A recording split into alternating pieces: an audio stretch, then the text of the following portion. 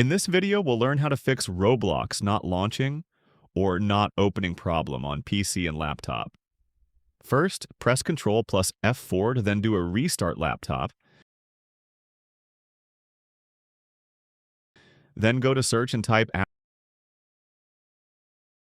search Roblox here. Then uninstall Roblox. After that, go again to the search bar and type run. Then type %local app, data percentage without spaces, and hit enter.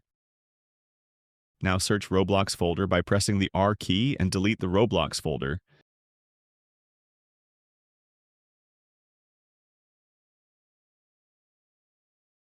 Then go to the Roblox site and download Roblox.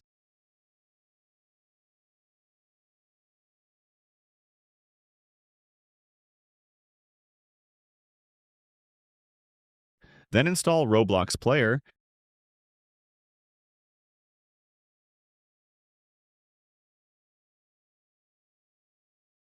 And as you can see, Roblox has successfully opened.